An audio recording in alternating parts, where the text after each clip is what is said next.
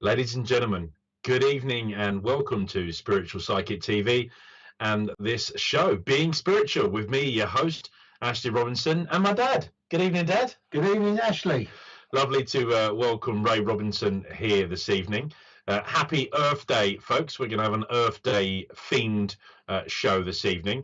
If it is your first time to Spiritual Psychic TV or this show, a special warm welcome to you. Do let us know if you are new, if you're watching the show, where you're watching the show from. We'll try and do a couple of hellos and welcomes in a moment.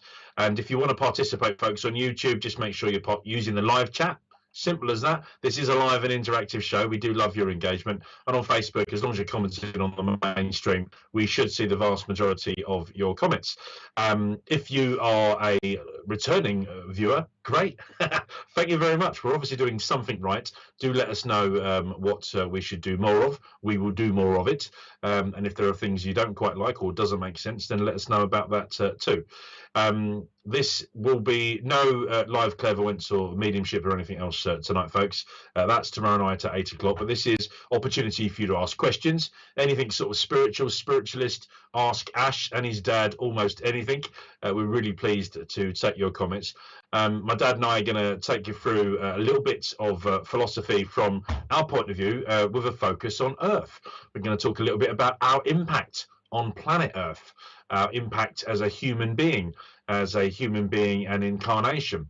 We're going to talk about the concept of immediate karma and destiny. We're going to talk about cause and effect and the ripples that goes through. So that's the sort of loose theme of this evening around our Earth subject, our Earth Day. And I would like to now do a couple of hellos and welcomes. So I wonder who's watching the show tonight. We're going out across YouTube and Facebook, folks, this evening. And you can help us by building this community by sharing this stream on YouTube. Just click that right forward arrow. You can share this across all of your social media channels. You can stick it on WhatsApp, maybe tag a couple of friends, send it to a couple of friends, let them know you're watching on the show. On Facebook, you can just share it straight to your wall, maybe tag in a friend as well. And it'd be great to see a few of you who's on live this evening. No problems. So some of the comments on Facebook will be a little bit sluggish this evening, folks. Oh, but not sending them at all. So very sluggish.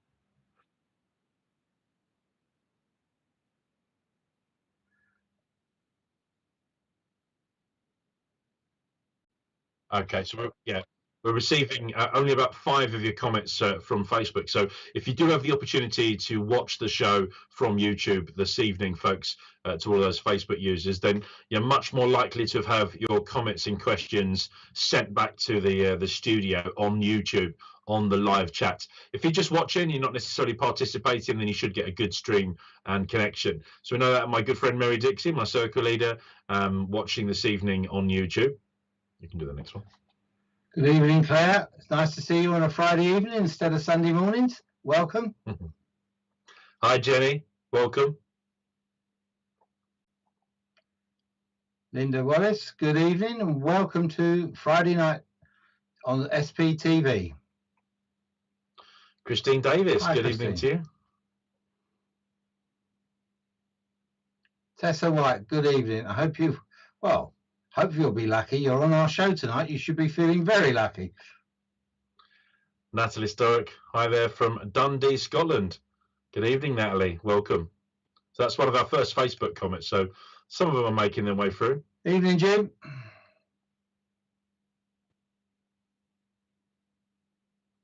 Sally Hughes also on Facebook saying hi to me and the dad. Hiya. You're right, Sally. Lovely to see you, Sally. Julie Caswell, one of our Wombles. How are you? Wendy Gawley, good evening to you from County Durham.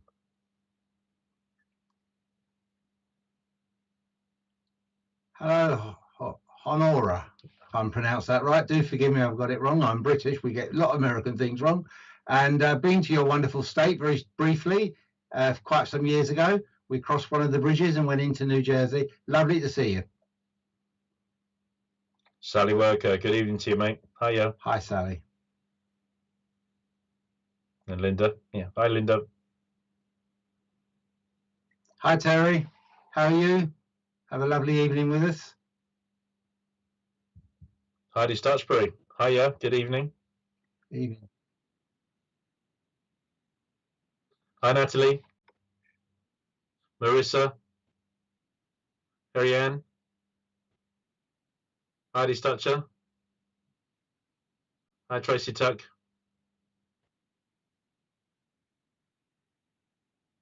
Freshman Panday, good evening. Chrissy Weekly, hiya. Maria Hill, welcome. Deb Walter. Hi, Gina. Welcome, Haley. Amy. Hi, Amy. Hi, Sally. Sally, good evening. The beautiful Bay Area, Melissa, welcome. Great. We've caught up. I think most of you that are watching live, no doubt others will join us this evening. Start thinking about your questions, folks, about anything you want to ask us spiritual. And I'm going to start off just by talking a little bit about Earth Day from a spiritual point of view. And it's been a big impact on my son this evening, or during the day really, because he's been at school. And one of the first things he started talking to me about was about balance. I had this wonderful conversation with my 7-year-old Ethan, and he was saying, Dad, we have to make sure that the Earth stays in balance, because if it tips the wrong way, we will lose our planet and we will have nowhere to live. And I said, yeah, absolutely. It was quite a deep conversation for a Friday afternoon. And the next thing he did is he saw some rubbish on the floor and he picked it up.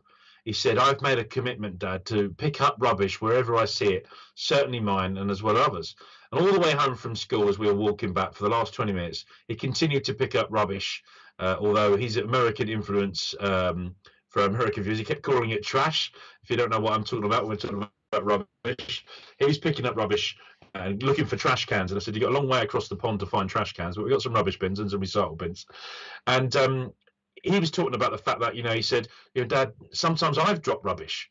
And, that's why it's important for me to pick this rubbish up, because it starts to make up, it starts to balance what it is that I've previously done. And I said, well, most of the time I pick up after you. You leave your rubbish in your bedroom, in your car, and everything like that. And it got me thinking a little bit this evening about that sort of concept of karma. So we dedicated an entire show to reincarnation, and we followed up another one about karma. And we spoke about the potential for karma or karmatic debt, and how you might choose to incarnate again as a human being on Earth, perhaps for a new experience, perhaps to work off some of your karma debt, negative things you've done that would be considered negative or wrong, perhaps bad or poor judgment, or even naughty, nasty, or evil. And I was thinking about what Ethan said with the rubbish and this idea of sort of almost like immediate, come on, what comes and goes. Now, for those that haven't watched the show before, it's important to know my son is being brought up spiritualist and Catholic. His mother is Catholic. He goes to a Catholic primary school. So one of the things he's also working for as a 7-year-old is this idea of confessing your sins and asking for forgiveness. And one of the conversations I've had with him many is about this understanding of God, not as God as a person on a throne ruling over us, but God as an energy, as a divine force, the divine presence and energy, and this idea of every bit of us, every one of us, everything within us, all being energy, all being part of that wider God, that wider universe. And I love these little understanding of this idea of balance. We've got to look after Mother Earth. We've got to make sure that we keep it in balance. And I'm going to start doing more. My bit, my commitment is to sort of pick up this rubbish. And from a sort of spiritual or spiritualist point of view, we've spoke a few times about destiny. We've spoke about free will and personal responsibility. And I just wanted to sort of recap on that. And a couple of hours ago, when I rang my dad on the phone, I said, Dad, come and join me on the show tonight, and let's talk about this, and I'll sort of get your thoughts and feelings on this too, because one of the questions I love asking other spiritualists around philosophy and trance guides and other mediums, as well as spiritualism and chat philosophy, is destiny. How important is it? Do we all have one? What is it? And of course, when I've spoke about this, folks, my honest and sort of humble opinion is that you do have the opportunity to choose aspects of your incarnation. aspects of the experience that you might have as a human being. For those that watch the show or watch it again on playback, I talk about the blockbuster video in heaven, where you go in and choose your life, and you think, yeah, that looks good. There I was, perhaps with other souls that were going to incarnate, and I chose my parents, and I chose the circumstances, the rough year I was going to be born, and had a rough idea about the types of things to experience. And you could argue that if I was choosing then this film from Blockbuster, there was this element of destiny.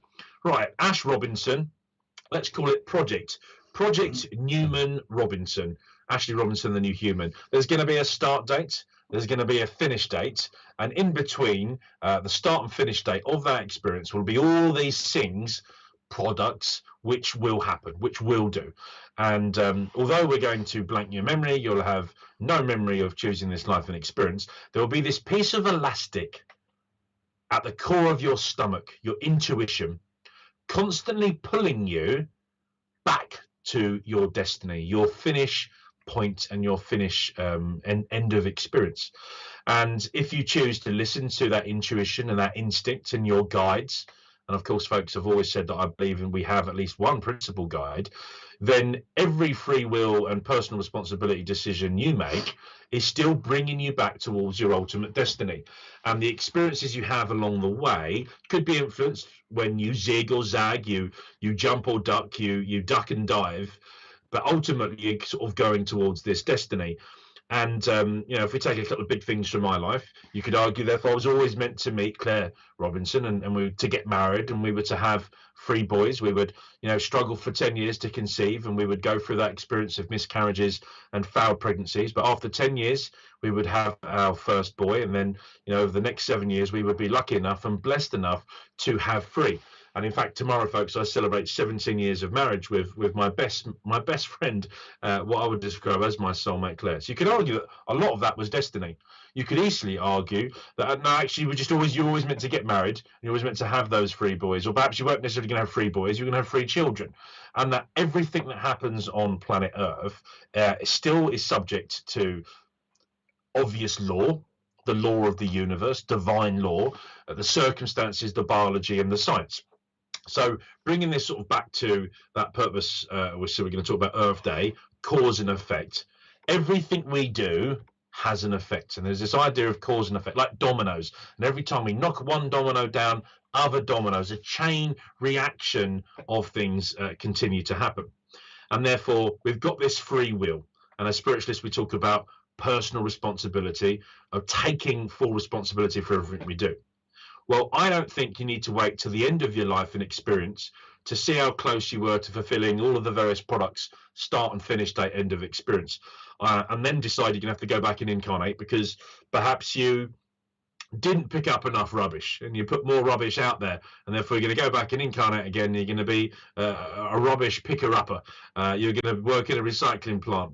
I don't think it necessarily has to work like that. I think that at any point in your life, sometimes driven by that instinct and intuition, sometimes that pull towards destiny, and others just because that you make that decision based on what you've seen. Like my son getting that speech today from his headmaster, decides to make a decision. And of course, therefore, at any point in your life, you can make changes.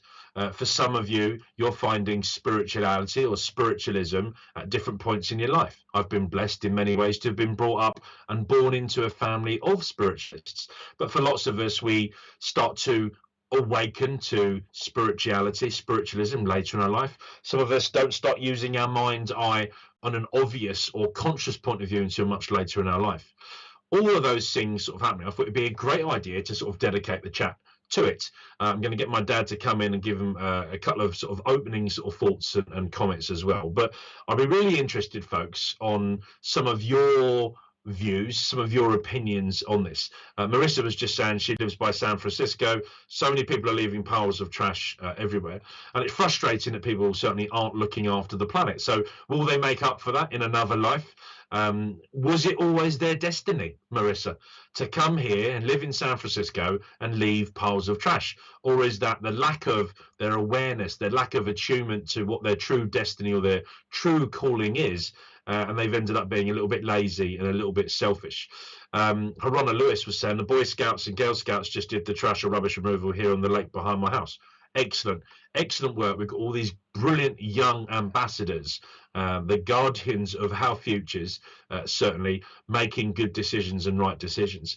And I think that anyone, any point in their life, doing good things for our planet, for fellow man and woman, for the benefit of the universe, is all really important, because planet Earth is a finite resource. We're burning through, quite literally, a lot of it. We've got to really look after it, or it won't be around forever. And of course, the selfish view from the point of this experience is that actually within my lifetime, I'm all right, Jack.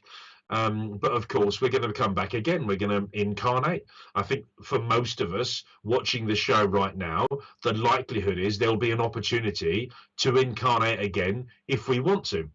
But of course, why would that be important? Because if we all had that absolute belief, what's the point of the experience right now? If we, so that again, Richard? Yes. Yeah. So Richard's just reminded me, because we've got so many new people tonight. The idea of incarnating again, or reincarnating, is my personal opinion that, and do look back, folks. There's a whole show on it, that you can reincarnate.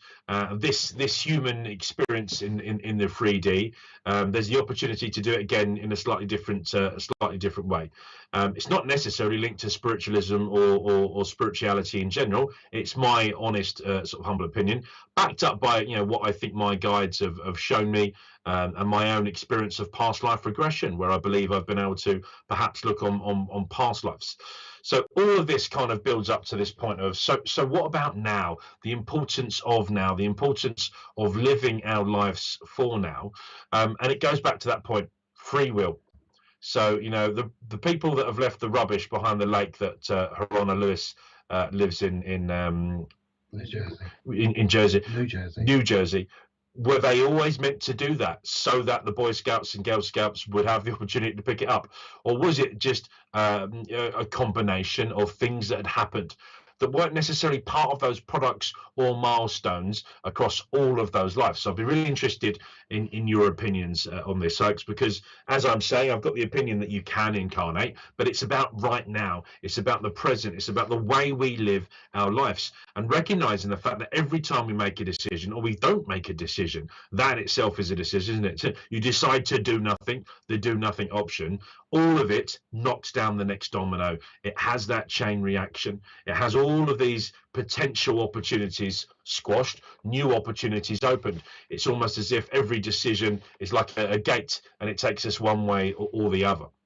And for me, thinking about Earth, the way we leave our footprint, or we don't leave our footprints on this planet, really, really important. And of course, from a spirituality point of view, I like to believe that not only is the concept of incarnation possible, for me, it is an important part of my own spirituality, my own personal spirituality, because I believe in this idea of progression.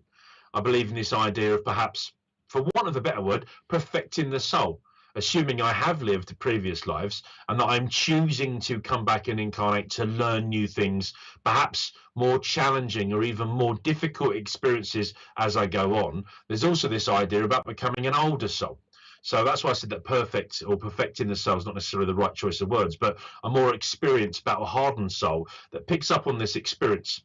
Perhaps there was no element of doubt. It was destiny that I would come back as an older soul and be born immediately into a spiritualist family, would have the opportunity to start to progress at a much younger sort of age. And there are lots of different spiritualist philosophers that talk about this idea of people perfecting, or people incarnating and coming back. And there was not the Book of Zodiac, because that's Greater World. Who was Winifred Moyers? Zodiac. It was Zodiac. So it was Zodiac's story that I was reading. And Zodiac was talking about this idea that you might think as a spiritualist that you're a perfected soul, you've come back and you know all about it. But spiritualism in itself is still a man-made religion. And that actually the labels of calling yourself a spiritualist, or you're calling yourself, claiming to have been evolved, all of that element of is human. Almost like human arrogance and ego to assume that you've done that, because within the spirit world they don't talk about you having to be a spiritualist. They don't give those labels. They obviously recognize some of our philosophy and our understanding, and you get these principles of spiritualism. So folks, I've planted a few seeds. I'm going to take just Terry's point, and then I'm going to get my dad to come in and give us his little opinion on it, and then we'll open up to your questions. So Terry was saying, what I don't understand is why someone would choose to commit mass murder, choose to harm children, choose to have a child and watch that child suffer with an illness, etc. Absolutely, Terry. And I know that you've been involved in other shows where we've talked about this element of choosing your life. Of course, in doing that, if it were a blockbuster video, Terry, and you're choosing your life with an element of destiny, what you're not necessarily doing is looking at all of the other lives and experiences that would cross over. Because if you were to draw this out on a map, you choose Ashley Robinson, new human being, Project Newman, born September 1982 until, wherever, hopefully 80, 90 years in the future. What you're not necessarily doing is laying down all those different lines. Who will the new human Ashley Robinson come into contact with? Which elements of those people is destiny, and he must come into contact with Claire because he's going to marry her and get married, and the survival of the human race depends on millions of other people doing the same thing.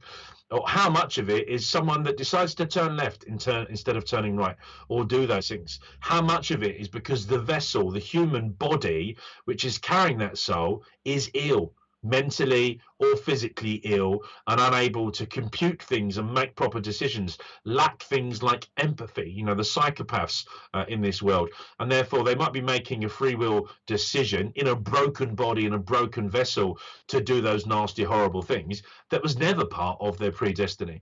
But again, it's a personal opinion, Terry, and it's one of the things as a human being I don't understand. I don't understand why anyone would choose those things. And, although we can talk more about the concept of reincarnation later if you want to, it goes back down to this fact that some of the stuff we're just not meant to understand, because the important thing is about this life. When I've spoke to other spiritualists and philosophers, when I've asked my guides about this, they talk about the fact that everything that does happen was almost certainly meant to happen. It was, there was a lesson there, there was a challenge there was an experience there. And, even when I said, well, child cancer, that was one of the things I always just say. And I remember watching, I think it was Stephen Fry, who was an atheist, talk about the fact if there was a God, he'd have serious conversations about child cancer. And a spiritualist medium, I think it was Ralph Steadman actually, had said to me, don't assume that the child cancer was pre-designed by the spirit world. The child cancer is something that is happening because of what's happening on Earth, because of the decisions of other people.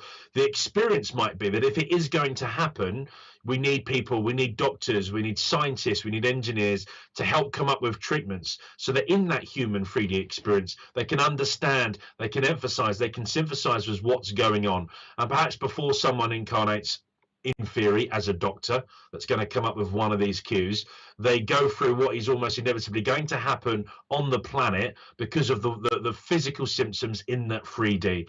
And I don't know an awful lot about cancer, but we know that, for example, some forms of radiation can be linked to cancer.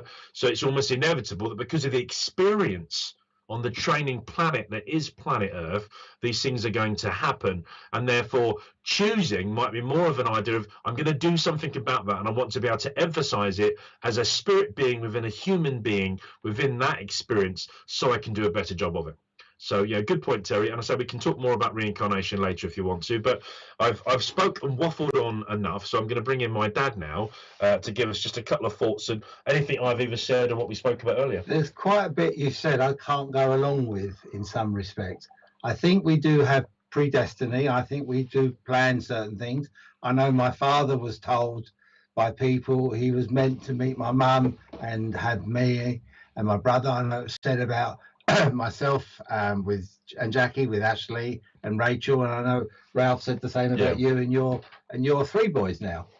But the thing is, I think a lot of this goes back to education within families. Ashley's mum is one of the greenest people I really know, and I'm not saying there's not other green people out there. Jackie's green. I thought you said greedy. Oh no, I thought you were going to pay. Well, she's greedy when it comes to chocolate, but that's another story. But seriously, friends, Jackie brought the kids up to pick up litter, to recycle where it's possible. And recycling back when he was Ethan's age, was 33 years ago, was quite a challenge. And he even wrote to Paddy Ashdown, who was like one of the leading Greens at the time, though he was a Lib Dem, and he spoke to him about having to help the earth, make the earth feel free and breathe fresh air. And I don't know if you remember, you spoke to the local MP about it, and you was part, your school did as well. Primary school. And I think it's a lot of this is education, and I think the same goes when you enter the spiritual movement, spiritualist church. I like to say spiritualist church, and how you're taught, how you learn, and how you develop your own philosophy, which is really important. I don't think anyone plans to come to the earth and be a mass murderer myself, but I think they're led in pathways that becomes that. And I never agreed with the fact that people, I went to school with someone who ended up killing 2 people. And the person I know that I went to school with was one of the most gentlest people I knew. He was very polite, and my mum and dad were always pleased that I had such a nice friend. And it wasn't until my mum showed me the paper one day, and he went to I think Broadmoor. So things happen in life which change us. I was talking to Richard a few weeks ago about divine law, as Harry Edwards would call it, and I think there's an element where we learn within our classes and our development groups about these things. Now, I've always believed in the fairy folk. I've always believed in gnomes, pixies, and our church founder, Dorothea Ellison, Mr. Bush's daughter, she had a little fairy ring in her garden, and we saw the fairies dancing round, and we hadn't been drinking, but we saw them. A friend of mine had a gnome as a guide, and I know for the fact that a lot of this go on. If you go to certain parts of the world, especially Ireland is one place where people, and Devon and Cornwall, they tell you about the wee folk and how they have influences on our life, and it's all part of nature. As a spiritualist, I don't have to preach, for want of a word, about this. I just know it exists. As teachers from the greater world, Zodiac, said, there is elemental life. It's not life as we know it, but it's life. And if you've ever listened to Malcolm Robinson speak about different things, monsters and aliens, there's life, and there's more than one form of life upon this earth. And I think that happens quite strongly. And I think it's the way people are taught. Now, recently in London, there was a young man stabbed to death in his flat. I don't believe that the person who did that was born to do that. But we don't know if he's been under the influence of something, or he has been involved in something which made him want to do that. We don't know. I know of people that have done drugs in the past and have done some terrible, terrible things, and they've turned their life about. They're different people to what they were 20, 30 years ago. It's very much one of the teachings of Jesus was not to judge thee unless you want to be judged yourself. We don't know somebody until we walk in their shoes, how they got there, why they got there. And we have to truly look at the whole picture. We have to see the whole person. We may not like what we see. We may not agree with what we see, but we have to accept it's part of this world. And we live in a very complex world at this moment of time with what's going on around the world. There is so much heartache, even in our United Kingdom. There's so much division. And you look at other countries, the divisions are even bigger. And one of the things we've got to learn to live with is learn to live with each other and how we deal with things.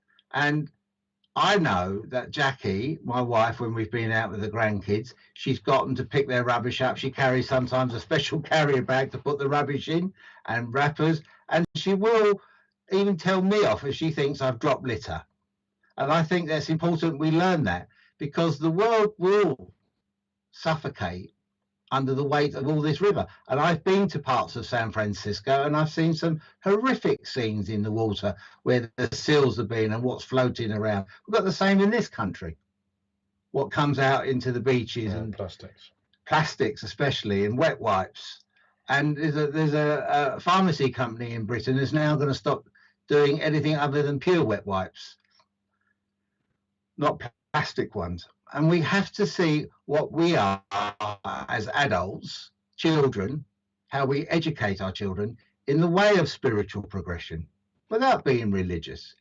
And Ashley talking earlier about Ethan doing his Catholic, some of his Catholic classes. And he suddenly came out of school the other day and he told me, if I've been a good boy today? I said, no, I don't think so, Ethan. He said, well, you're going to hell then. I went, oh, okay, I never quite worked that one out. And we chatted about it. And it's also, hello, Bib, it's nice to see you. It's how we deal with things that face us and how we live with the things that face us. I had a very good friend who's now in spirit, but she had cancer. She had all the treatment she had. She lost all her hair, and she was a lady that liked nice hair. It was always nicely done, and she went to the hairdressers and get it done. And she was coming out of her cancer treatment one day and very walking as elegant as she could, and suddenly a gust of wind blew her wig off, and she went chasing down the road, grabbed hold of it with a walking stick, put it back on. It wasn't straight or anything, and she remembers the people looking at her, feeling sorry for her. And she said, I then decided I wasn't going to wear the wig no more. It's how we do things. Now, when I was a kid and you bought a bottle of lemonade, you got sixpence back on the bottle. Now, I know some kids went pinching bottles to get their sixpences back, which is 2.5p now. But there was ways, we need to look at ways how we could get things back. I was going to sound a miserable old chap, but I think some of the old ways that we had when I was a kid, we need to somewhat bring them back with modern thought and modern understanding. Yeah. And milk floats. Milk floats. So electric vehicles, recyclable glass bottles. We also had a van that sold bread. Co-op, RAC Co-op. We haven't exactly gone forward on that. We had greengrocery come round. We had the pop man come round, if you remember, when we were kids.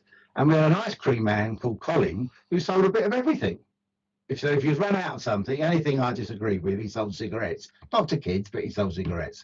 But it's how we deal with the things. And this world, at this moment of time, needs lots of love.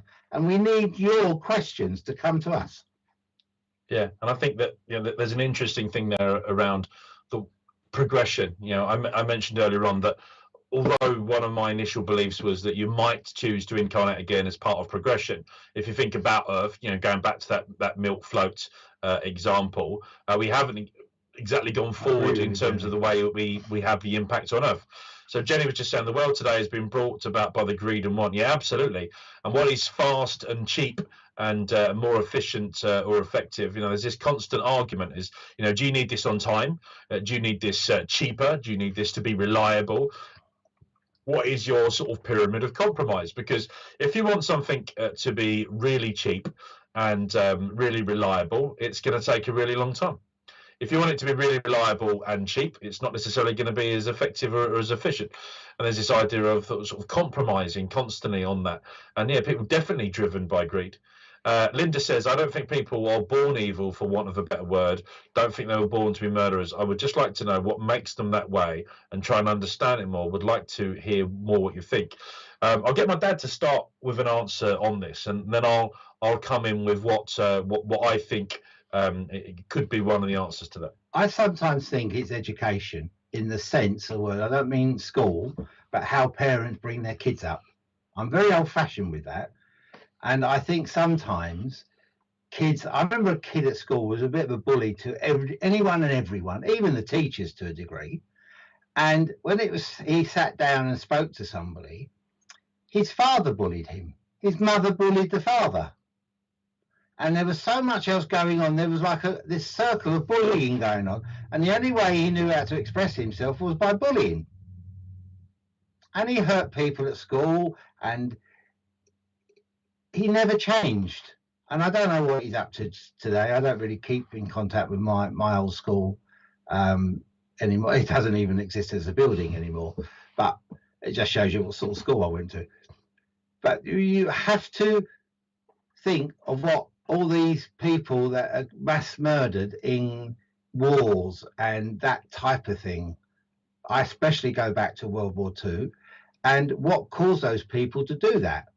Why 1 minute they're loving, caring, sweet people indoors with their family, and the next day they're killing, shooting, doing whatever. I know war is a different type of thing. I'm just talking about the mass murdering that went on in Bosnia as well. And even in this country, some of the horrific things soldiers did to each other. In the Tudor Wars in Bosworth and Civil War in England, so much horror is done. And sometimes it's because you're so fired up, you don't know when to stop. And I think we need to think of there's a song I think you used to sing at school, I want a better world, but let it begin with me.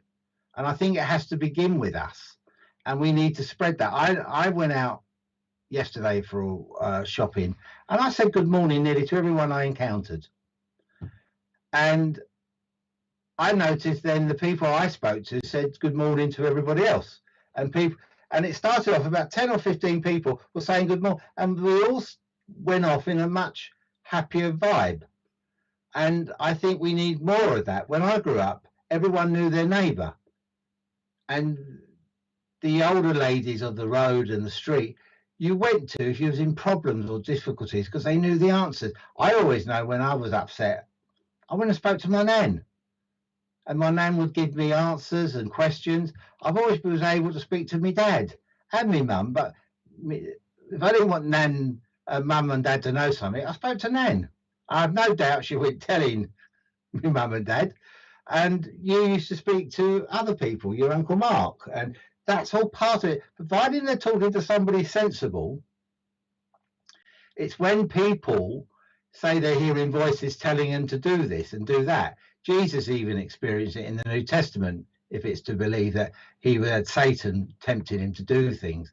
And there was an organisation in the UK and Germany called Hearing Voices Network, which helped people with hearing voices that were telling them to do bad things.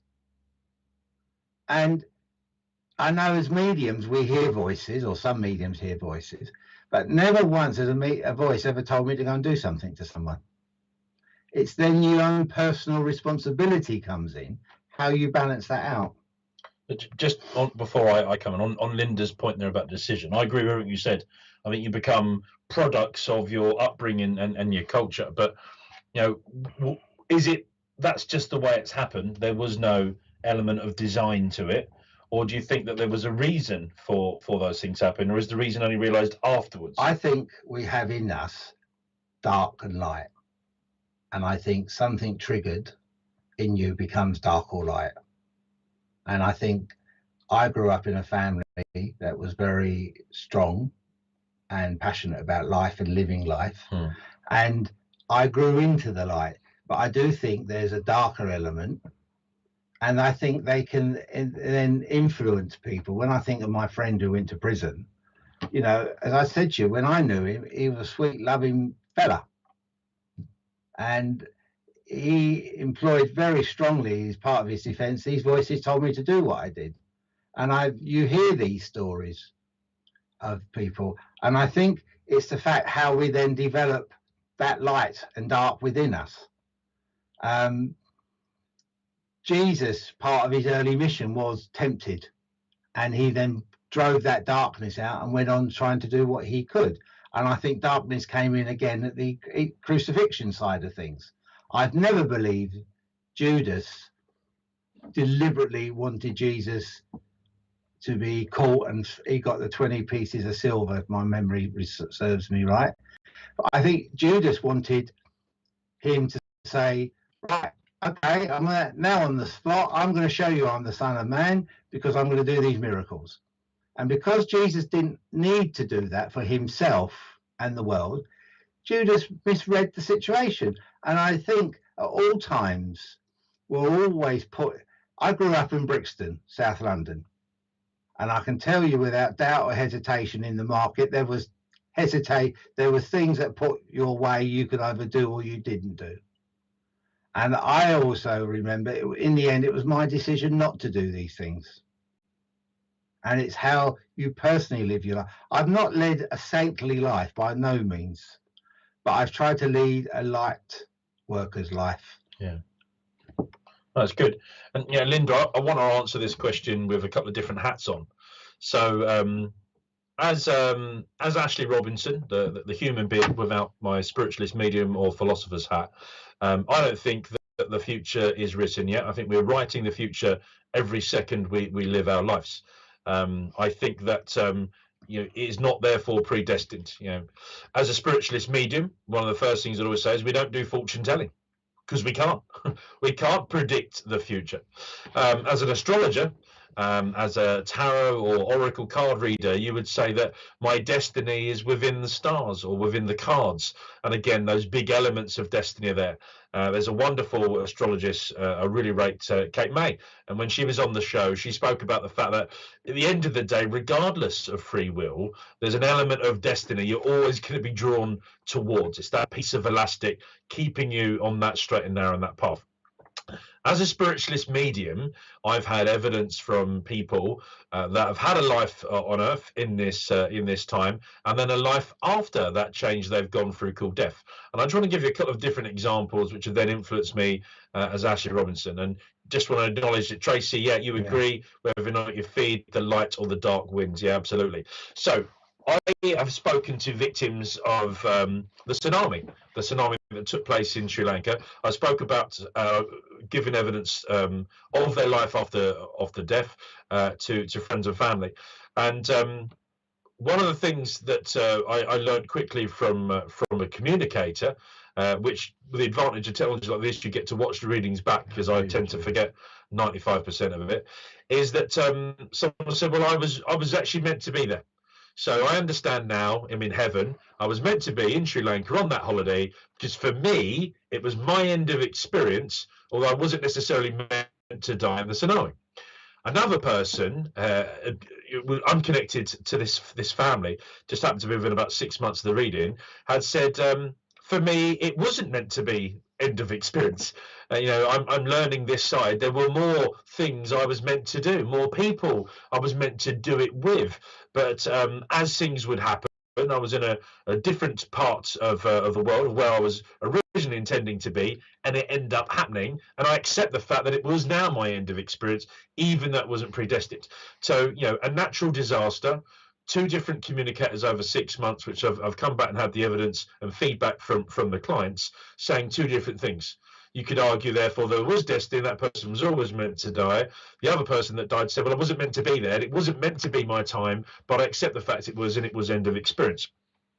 We've also then got this element of me talking to spiritualists, philosophers, and guides. So for those of you who see me do mediumship, one of my principal mediumship guides is a guy called Bob Brunton. Bob Brunton was my godfather, and Bob Brunton and my dad knew much better as an adult. Obviously, I had a child-to-adult relationship with him. He would often talk about incarnation as a means of working off debt.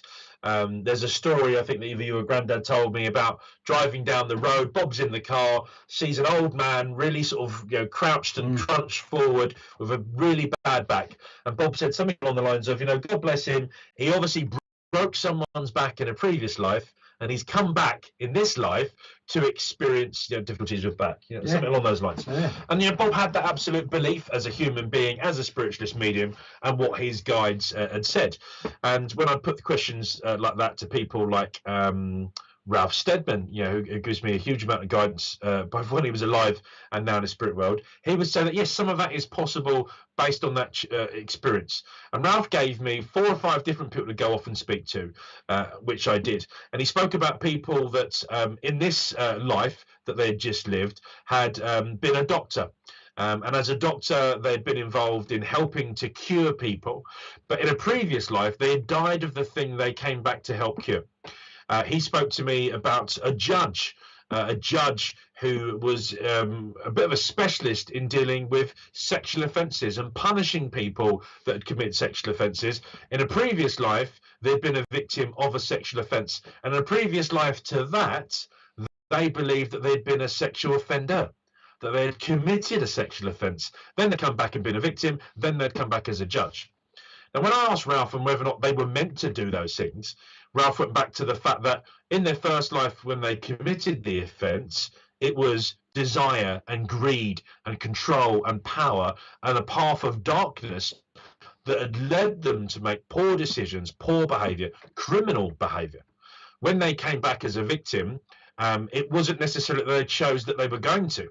And there's almost this element of, okay, so you've got destiny. Let's call that a lottery card with your preset numbers.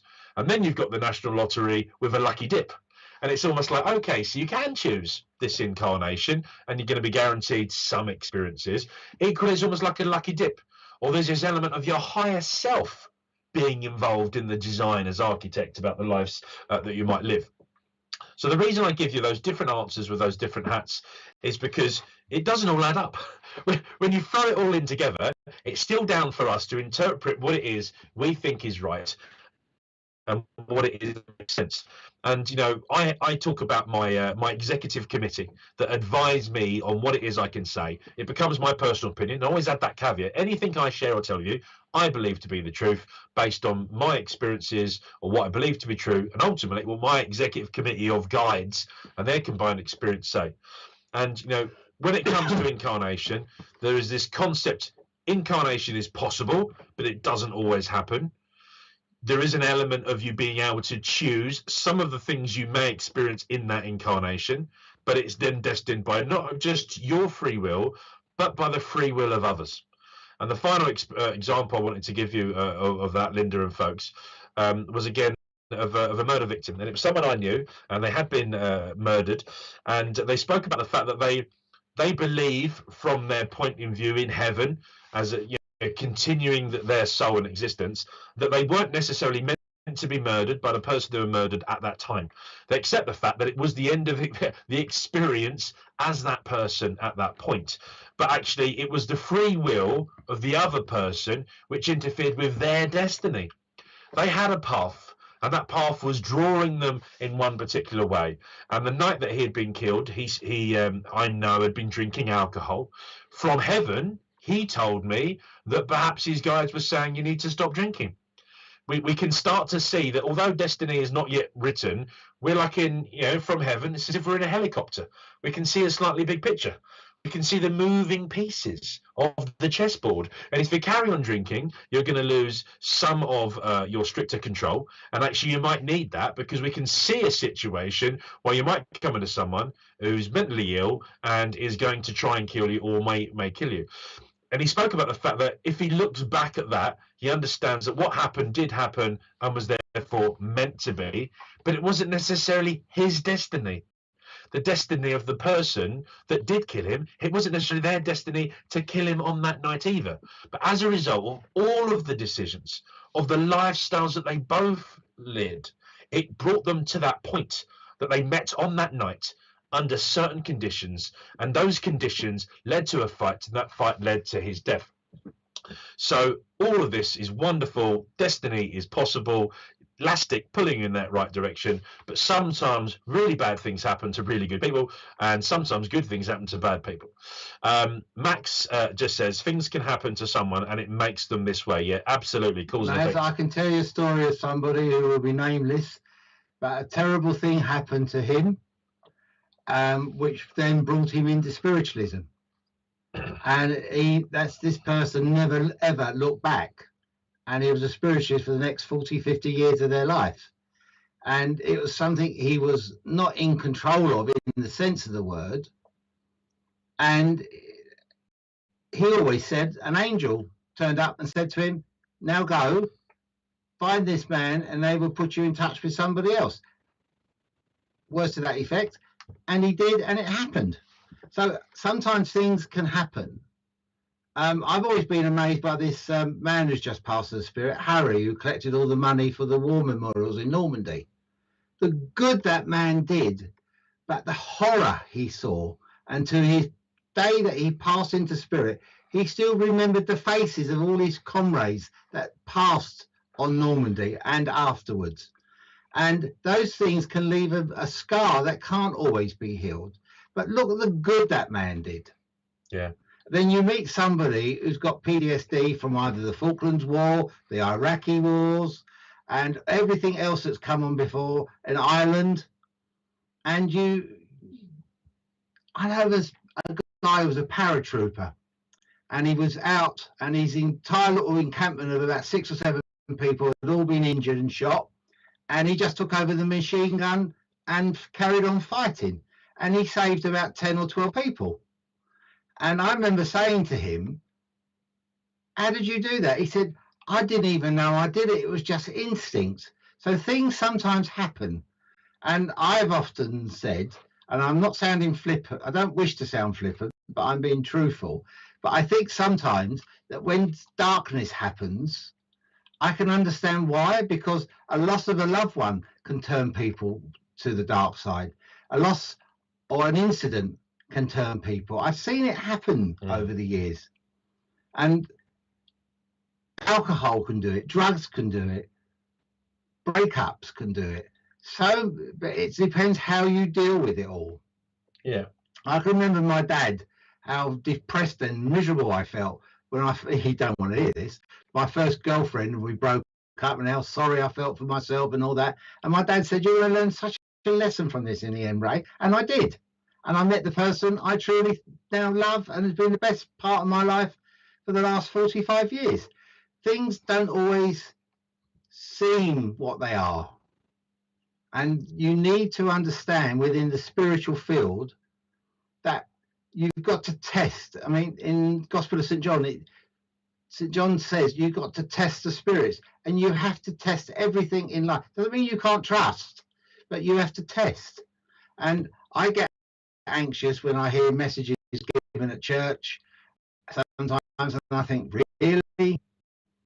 And I can remember medium back in my very early days, in the late teens, and this medium said to this lady, I'm doing time my spirit, you want to go and do something? She said, yes. He said, well, I'm telling you to go and do it. So she said, okay, I will.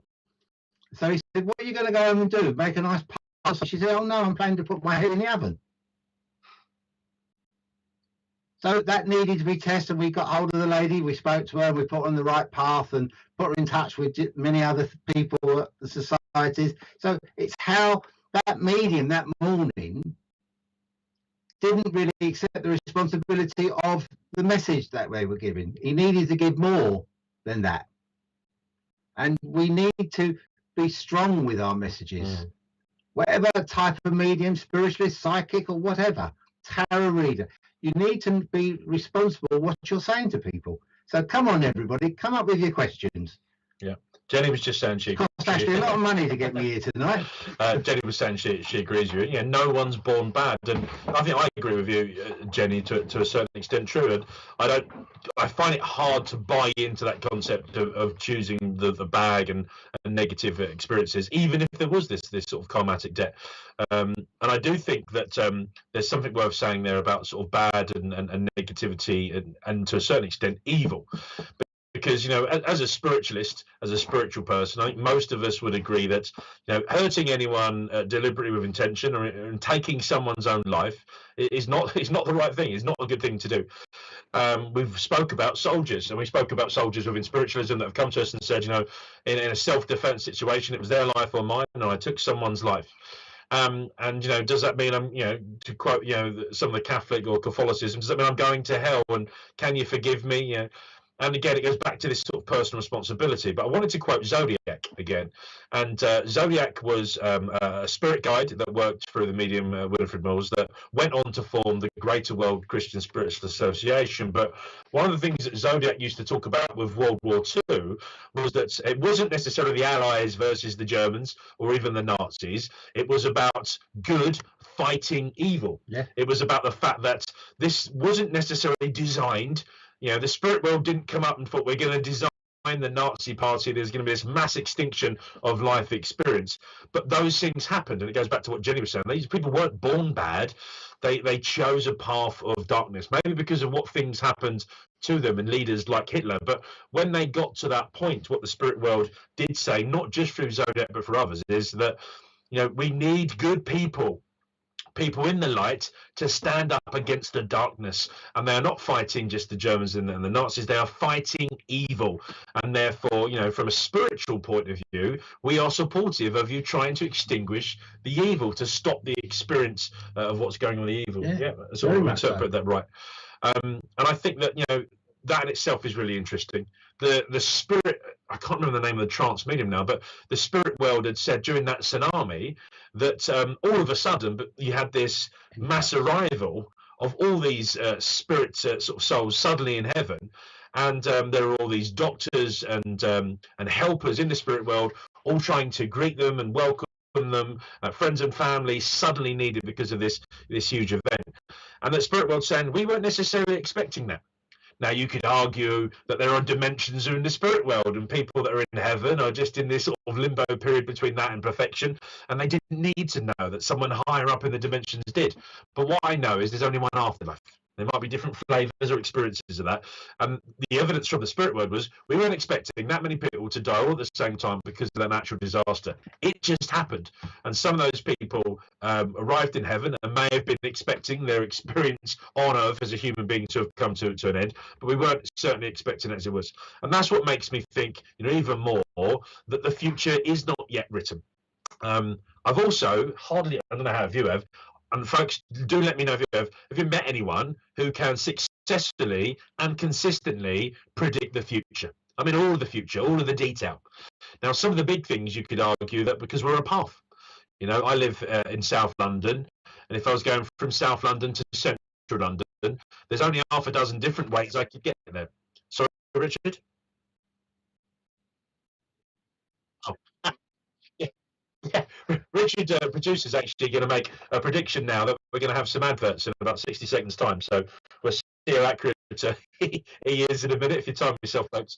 But yeah, so it'd be interesting to know if anyone has consecutively and consistently predicted that, because I don't think the future is written in big headlines and pictures just yet. Elements of it might be. And I think that's the life that we're living. So, that must be approaching about 30 seconds. I said 60. Richard actually said 30. Now, folks, I think is a good time to stretch your legs, go to the toilet, make yourself a cup of tea while we have the adverts about some of the wonderful things happening on Spiritual Psychic TV. And then come back for the last 10, 15 minutes, folks, with your questions. We'd love to hear all of your last questions as we look to wrap up the show and summarise. So, Richard, over to you. Tomorrow night on SPTV, we offer a free evening of mediumship with some of the UK best-serving mediums and spiritual advisors. Our show starts from 8 p.m. UK time. Join us this Sunday from 11 a.m. with our divine service broadcasted live from Wimbledon Spiritualist Church. Each week we have a guest medium who demonstrates their mediumship abilities to those in the church and viewers online. The service consists of a prayer, healing, spiritual reading, and a demonstration of mediumship. Spiritual Psychics TV presents an holistic fair on Saturday the 11th of June, offering the best in spiritual readers and market stalls. Join us from 10 a.m. until 4:30 p.m. Throughout the day there will be many stalls such as natural polished crystals and stones, qualified complementary therapists offering spiritual healing. This exciting day is being held at the Waterlooville Community Centre, with plenty of free parking. A wide range of handmade products including candles, oils, jewellery, naturally organic and vegan soaps, creams, and bath bombs. Not forgetting the kids, we have face painting and a bouncy castle to enjoy all day. For those who are interested in potions, spells, and essentials oils, then we have a stall for you here as well.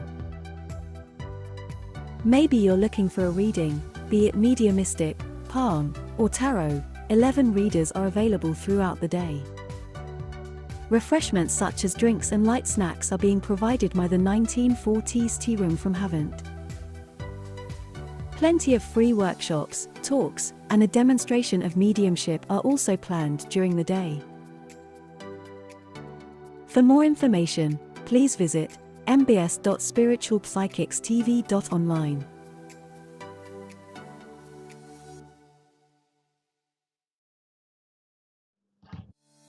Hey, folks. You might be experiencing a slightly different background and experience after your adverts, but some really wonderful things going on there, folks. And I do hope to meet so many of you in the physical or face-to-face at the Mind Body Spirits Festival near Portsmouth, Portaluvio. It's going to be a lovely event.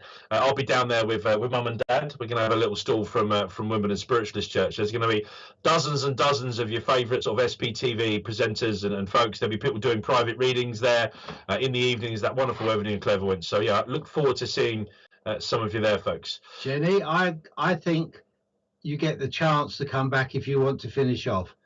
I've met. Paraphrase the question because they won't always hit home. Sorry, can you tell me, please, if someone takes themselves home, do they have to come back again and do it all over? I believe they have that opportunity to if they want to. But a couple of suicides that I've communicated with as a medium have said they felt they'd lived their life and they'd been told when they got back home to spirit, yes, they had. But they didn't realise the pain it brought to family and friends, and the way they were found or whatever. So I think it's the options there if you want to come back. Ivan Lee, our Vice President of Women and Spiritualist Church, has often sort of said, you know, from a philosophy point of view, can you imagine if every single person in the world had an absolute belief in life after death, and you know, to a certain extent, a belief in reincarnation, what it would do to suicide rates? Because, you know, if people were going through really difficult times of their life and you know, really finding things really challenging, but knew that they could just sort of punch out on this experience and go for another one or go home to heaven, that actually it would potentially increase suicide rates. And he said to me that it's one of the reasons he believes that we're not all meant to know. We're not all meant to be, you know, open and awake to the concept and understanding of life after death. And it goes, there's another medium whose name I've forgotten now, very old-fashioned medium from the 1940s that had written a book. It was recently shown on Kate May's website, which is why I remember seeing it, and it spoke about suicide and the idea being that you know, some suicides, when people find themselves in heaven, they're sort of almost told, look, you know, you were having a very difficult and challenging experience, and you can't just say that was the end of it, I'd had enough of it. And therefore, there was this element of you're going to have to go back and you're going to have to go through that challenge again. And it sparked quite a bit of debate amongst, you know, Kate May's sort of friends and colleagues. And I remember saying that, you know, for me, I think that, as my dad just said, some of those experiences, it was meant to be end of experience for them. And that actually, for whatever reason they did it, they're now going to have that life after the life they've just had and live with the consequences and the impact of that. But interesting that, you know, back in the 1940s, they were asking these sort of questions about suicide and what does it mean. Now, Millie B says, hi, Ash and Ray, is it true that when we make an agreement with God before we come down and we're all sent for a specific purpose, do we get sent down many times or just once in a human life? So again, Millie, we can give you our opinions. I'll get my dad to give you his opinion first. Spiritualist organizations all have their own sort of understanding about what it is to be a spiritualist within that movement. They called principles. Yeah. You know, none of them really talk about reincarnation to a certain extent. So again, this tends to be personal beliefs. I think it's compatible with my spiritualism because it's what I believe in. But I'll let my dad answer, and then I'll give you my point, my quick opinion, Millie.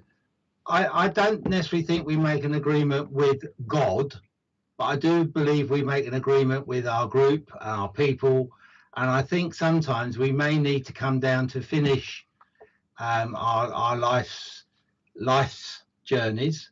And I'm very mindful of William Stead, who passed away on the Titanic, and how the urban legend is how he got the band to play Nearer My God to Me, and music similar to that, and how he got people to be together and say to them, do not fear death, we're not going to die, we're just going to be reborn. So I think until you've actually been through that life and what you've done as this life, I think we can come back many times. The spirit guide Zodiac also believed that you could walk the earth with somebody, i.e. like a guide, and you are incarnating again. and you are learning and growing and watching Earth life. If you see some of these old films where angels walk the earth and they're only talking to self and nobody else can talk to them, I think there's a famous one with one of the modern Keanu Reeves, I think, is one of these people. And I think we can learn a lot by just walking the earth as spirit and seeing how people. That's why I used to like that program when I was a youngster, and I think Ashley used to watch it when he was a kid, Highway to Heaven, how the angel would come down and try and help and sometimes go back to help. It's also, we have to put our hand and confidence in the spirit world and God and see how we go from there. Yeah, thanks, Dad. Folks, because Millie spoke a little bit about it. I'm just going to give a sort of a quick and punchy answer. I believe that there's two sides to this. Yes, for some people, they have one experience as a human being. There's a start and finish date. They accomplish a number of things they want to experience, and that's it. They have a life after that life back in heaven. I do believe that we always start and finish in that place I call heaven or the spirit world. But I also believe in the concept of soul contracts, agreements that you make in the spirit world to come down together, to have certain experiences together. I think about God as the sum particles of all of that divine presence and energy. And I do think that for some incarnations, there is a specific purpose, there's a specific objective, lessons and experiences, and that people can do it not just once, they can do it multiple times, not necessarily many, perhaps hundreds or even hundreds of thousands. And indeed, there are people that can evidence that and go back as so-called evolved souls that have done it hundreds of thousands of times in those lives, in their experience as human being. Thanks, Millie. Good question. There's a wonderful story that Harry Edwards written in his book where the famous medium, who was his very close friend Jack Webber, caught a form of meningitis. And Harry Edwards tried to heal him and cure him, and he didn't. And he was heartbroken with the passing of Jack Webber. And not long after Jack Webber had passed, Harry Edwards was at his sanctuary and someone brought in a little child in that had meningitis. And Harry Edwards said to the parents, I really don't think I can do anything here. I've just had a very good friend of mine die with it. I couldn't do a thing. He laid hands on the child and the child was cured. And Harry Edwards goes along that you shouldn't judge what you can do and what you can't do, especially as a spiritual healer. And because one of the first things we have to learn, we're not the healer, it's the energies. Tracy asked a question, again, it goes back to, obviously, Tracy, you're a believer in reincarnation, and Tracy's question was, assuming that reincarnation is possible, how many years of good does a person have to fulfill in order to make amends, balance the book's karma for doing one bad thing after having wrong done to them? And again, Tracy, in my opinion, it all depends at what point you start to care about tipping the balance. If karma is like a scrapbook, and for every positive thing you do in your life, you have this positive bit of evidence that goes in your scrapbook, and for everything that is potentially negative or nasty, naughty, unhelpful, bad, evil, even that also goes in your scrapbook. It all comes down to this point of once you get to that place I call heaven, whether or not you want to be a judge of your life. I think that if you are weighed up your life, I think it's you that probably do it. If you're going to go into a prison, it's probably a prison of your own making. And so this is all my personal opinion. But I do think that it boils down to progression. Because if you've lived one life and that was fine, that was the experience you wanted, you've done that as a human being, you now get to live happily ever after in heaven, and heaven can be anything you need it and want it to be. If you want to progress within heaven and go on to do other things, I've always believed that in order to progress, thinking about heaven as a higher energy, higher frequency, you cannot progress with any negativity. So if you've lived a bad, selfish, nasty, evil life, you're unable to progress in the spirit realm, even though you've maybe made it to that place I call heaven. And there's this idea of you having to deal with what would have been fused into your human self and your spirit self. So it might be that you've lived one life and you decide to go back and just redo the things that weren't right, and you don't get the opportunity to do that, and therefore you do it half a dozen times based on some of the things that you weren't quite happy with. Again, you being the judge of this. Ralph Steadman used to talk about the fact that nothing negative is able to proceed or progress within the spirit world, and he used to talk about this idea that you wouldn't necessarily live one life and be in a position where you wanted to progress. And actually, if you were doing a human being experience for the first time, actually, you're probably going to choose something quite cool. You know, imagine using our human intellect now, and you're in Blockbuster Video. You think, well, I want to be born into a nice, healthy, wealthy family. I want a mum that's fit and well and healthy, that's going to have a nice, simple pregnancy. I don't want any wants in my life. I want to make sure I'm always well fed. I don't have to work. It might be at the end of that experience, because of the life you lived, you realise that you ended up becoming quite selfish. Perhaps you exploited people and servants around you, and it's only at that point that you decide that you're going to come back and do it slightly different. Or you might have enjoyed it so much you do it 100 times, as a woman, as a man, as a tall woman, as a thin woman, as a fat woman, as a woman on one side of the globe, the other side of the equator, and maybe hundreds of lives before you even realise you want to progress. So I know I haven't directly answered your question, but I believe it's all possible, and therefore it's not about instantaneous karma, and it's not about the fact that you have to go back and do it again. Dad, anything you want to add? I just would like to add, when I was a little cub back in my early days, I was about 6 or 7, and I remember Bob Job Week, where you went round and did things. And one of the things we were always told as a cub, and as you grow up into scouts, that you help people, you help others. And I can remember an old lady coming in one day moaning about one of the cubs had come out the church hall, seeing that she was standing on the edge of the curb, and took her across the road, and she didn't want to go across the road. She was waiting to see someone. And she came in, and the scout leader, cub leader, Arcala, tried to explain that he had been taught that night. And she said, but he shouldn't have done it. I can make my own way of life. So sometimes things just go wrong with what you're trying to do. But at heart, his heart was good. And you've got to accept sometimes we do things, you know, you tell your kids off, you tell your grandkids off. I know how I've shouted at my grandkids sometimes, and I think, oh, I've just come from church and I'm shouting at them. But I'm trying to help them grow. And then we go through a phase, we do, don't we? And we say, we're not going to shout anymore. We're not going to do anything. It lasts about 5 minutes and we're doing it again. And I do think family members from the spirit turn up when someone, yes, I do. I know that. I know that without doubt or hesitation. I have family members. You've got to film the question, because I won't know you've done. No. Right. Kimberly Dolby? Yeah.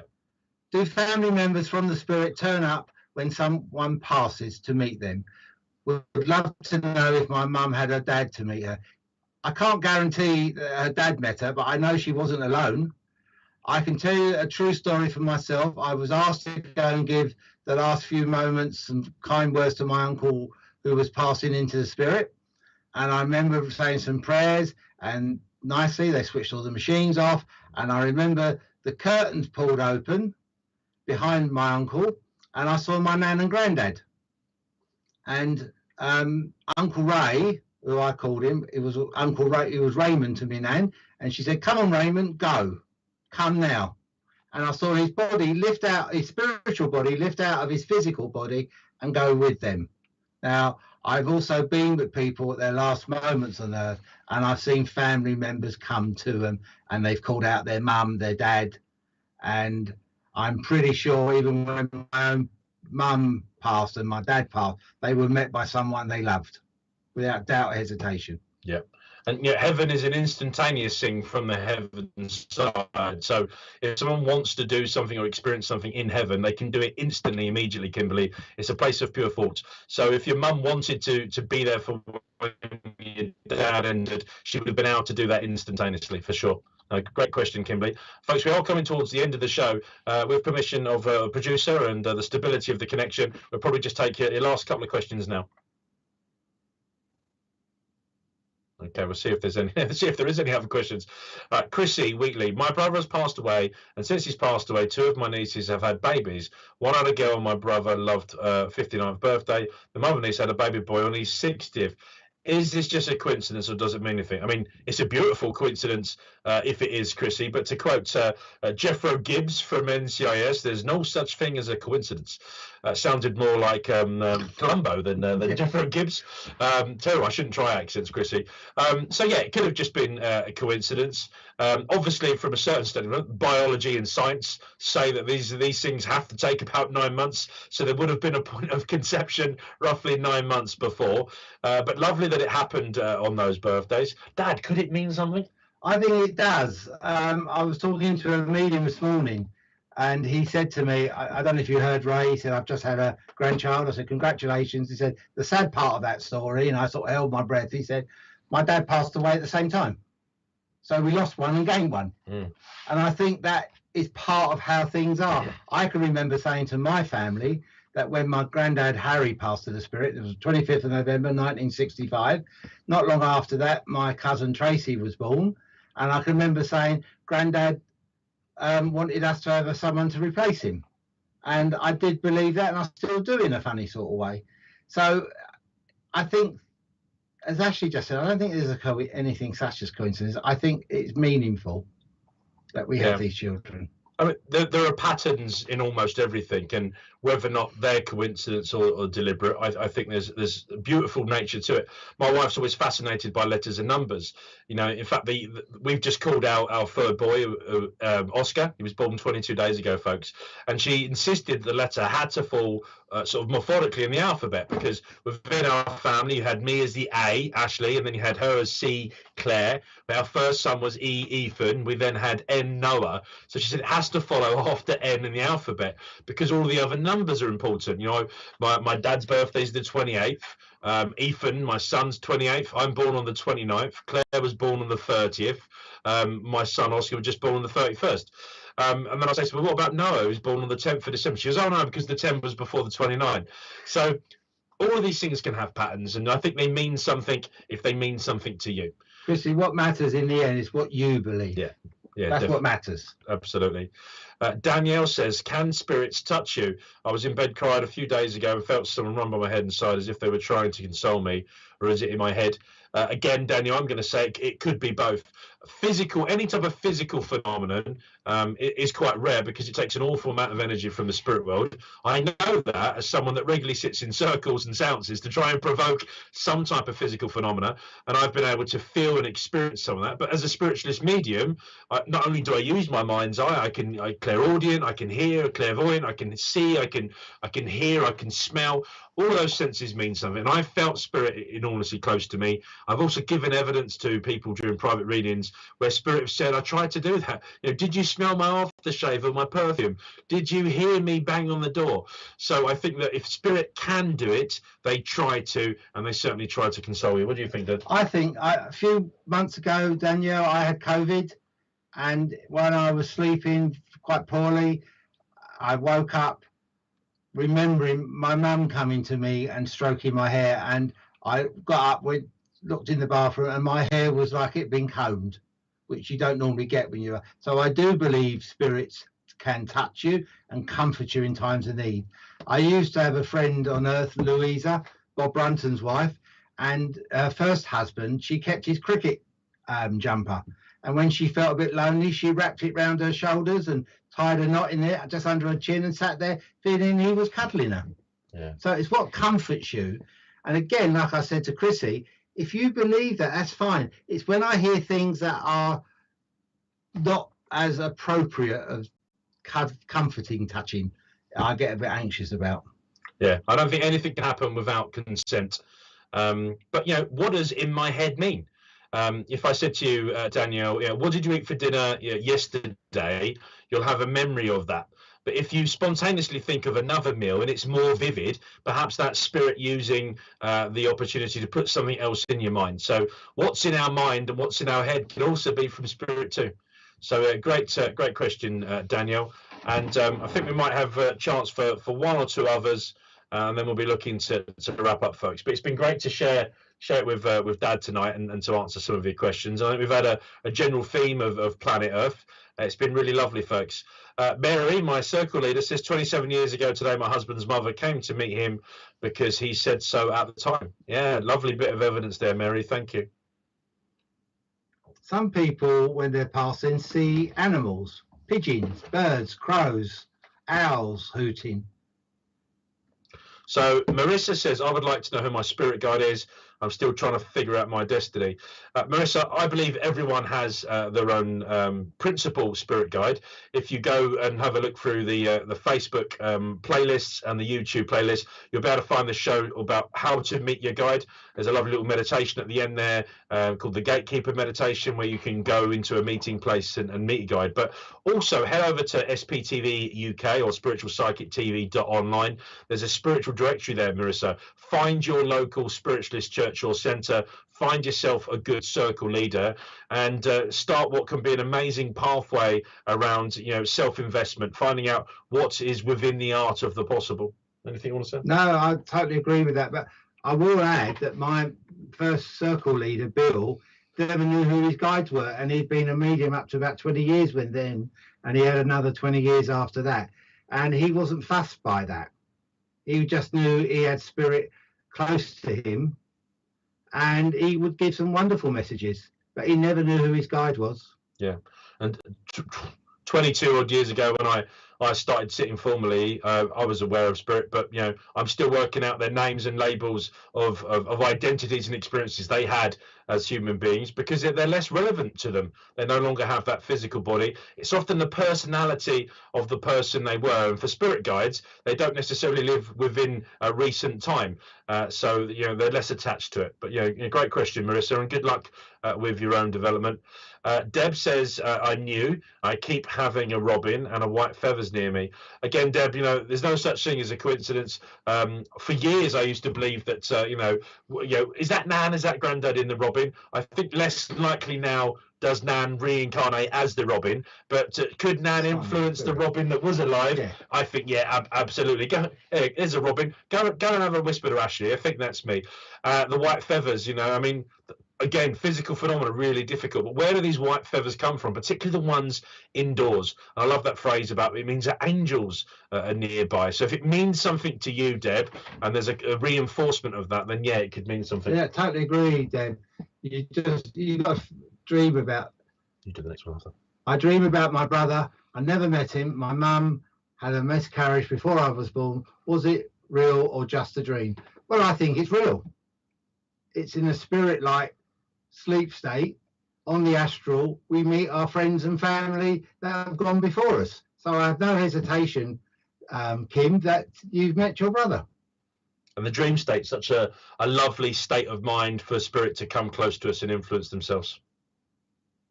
We're relaxed. We've finally got rid of all the clutter of the day. Very real, Kim. Very real indeed.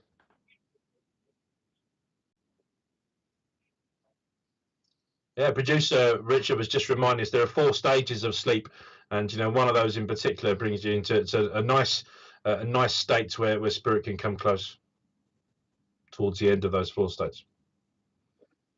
Thank you. Well, folks, we've had a wonderful time interacting with you tonight. Thank you for staying with us over the last 90 minutes. We've loved getting your questions. I've loved having you here, Dad, tonight. I know that you've stepped in a couple of times for me to cover, but I think this is actually the first time I've ever invited you as my solo guest. Yeah, you said you never wanted me. I queued up all the other friends and family first. Someone told you I talk too much. Yeah, we've done good to keep the show to 90 minutes, I think, tonight. But folks, it's been wonderful. I wish you all well. Oh, look, Christine. Christine. Hi, darling. She had the final words. Well, we send you our love and light to Christine, but we send love, light, and indeed laughter to all of you, folks. We ask for a blessing on your homes, a blessing on all of you, both the seen and unseen. Thank you for our producer, Richard, this evening for putting this all together. Karen Goddard, God bless to you. Jim saying another great show. And folks, on that note, we bid you good night and God bless. Good night and God bless you. Stay safe.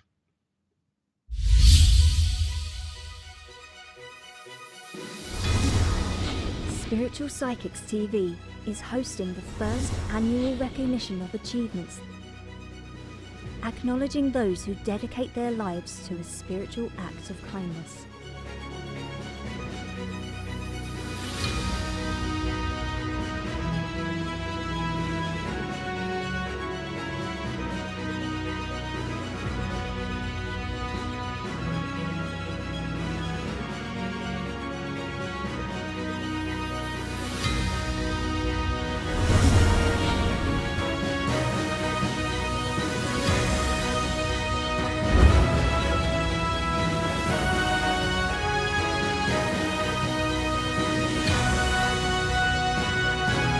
Spiritual Psychics TV, bringing spiritual people together.